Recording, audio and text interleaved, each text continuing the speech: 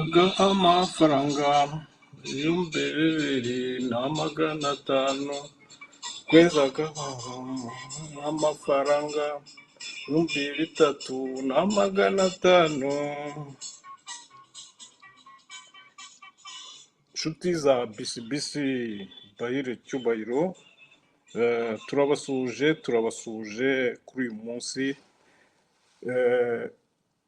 Turagira ngo tubabwire ko igihugu cyacu kitamerewe neza, igihugu cyacu gifite ibibazo bikomeye.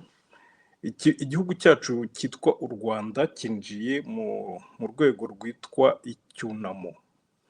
Icyunamo bishatse kuvuga byinshi kandi bishatse kuvuga bikeya. Icyunamo kigeze kubaho mu 1994, aho umukuru w'igihugu cy'u Rwanda yari yitabye Imana, cyangwa se yari amaze kwicwa, tubivuge gutyo. Ubu rero tukaba dusa nk'aho twabigereranya, ariko harimo akantu gatoya gatandukanye, kuko umukuru w'igihugu wishwe icyo gihe amaradiyo yatangaje ibyabaye. Ubu rero ni iki cyatangajwe? Habe na kimwe, nta na kimwe cyatangajwe. Ibi rero birateye isoni cyane kandi birateye ubwoba, kuko abanyarwanda ndetse n'abaturage bagomba kwitegura ikigiye gukurikiraho. Hari itangazo ryatangajwe na leta iriho mu Rwanda ya FPR Inkotanyi, mu gice cya Minisiteri y'abakozi ba leta, ibwira abaturage yuko ku itariki ya 1 Nyakanga, ku munsi w'ubwigenge, uwo munsi bawuhaweho ikiruhuko. Nyamara twibuke ko ibyo ngibyo bitari bisanzwe, ibyo ngibyo ni ibintu bitari bikunze kubaho. Ntabwo bajya bizihiza umunsi w'ubwigenge. Icyo ni igitangaza ku ruhande rwa FPR Inkotanyi. Kuba bazibizihiza umunsi witwa Liberation, ubwo ni ku itariki ya 4 Nyakanga, ibyo byo ntabwo bitangaje, kuko niko bisanzwe. Basanzwe uwo munsi mukuru bawizihiza.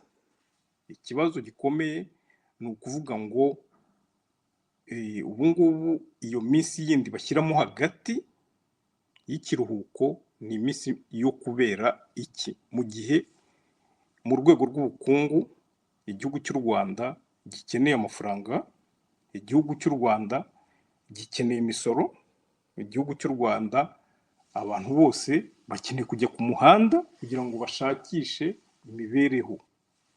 Ariko ikibabaje ni uko iyi leta idashaka kugira ngo ireke umuturage ndetse n'umunyarwanda, ko ngewe ibyo bintu uko ari bibiri ndabitandukanya.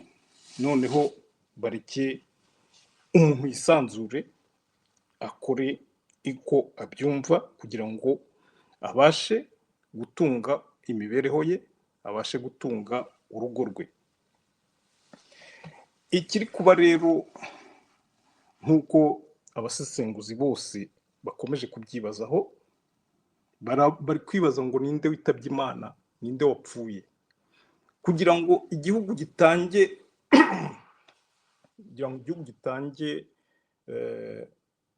ibihe by'icyunamo, cyangwa se ibihe byitwa ko ari iby'igihirahiro. ni uko haba habaye impanuka ituma hari umuntu runaka wo mu butegetsi ukomeye nka Perezida wa Repubulika cyangwa se Minisitiri w'Intebe witabye Imana, cyangwa se hari impanuka yo mu muhanda, cyangwa se ikindi cyorezo cyahitanye abantu kikabasiga iheruheru.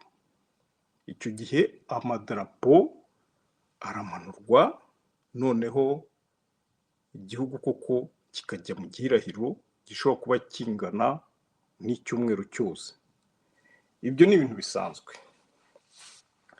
ariko ku byerekeranye n'igihugu cy'u Rwanda harimo itandukaniro, kuko abategetsi b'igihugu ntabwo bashaka kubwira rubanda ngo habaye iki.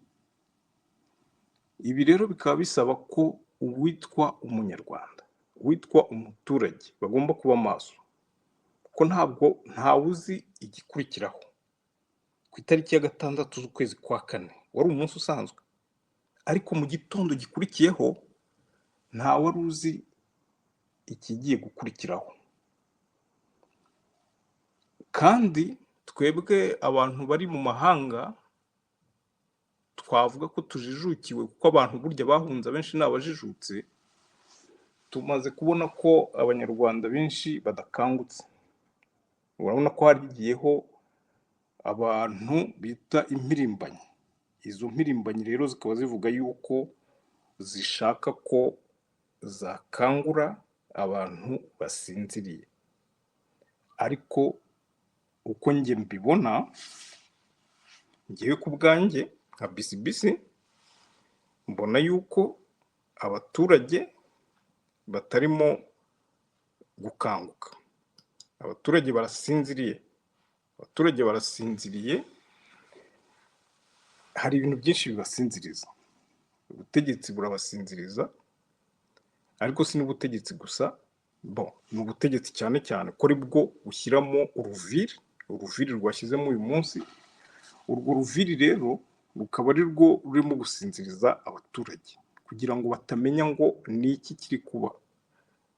Ibiganiro byose bashyira ku maradiyo cyangwa se kuri za televiziyo, ibyo bita ngo ni shusho media, ni ukugira ngo umuturage atabasha gutekereza, ngo barakwigisha ngo iby'urukundo gusa. We nk'umuturage ujye umenya ibyo ngibyo, nta bindi.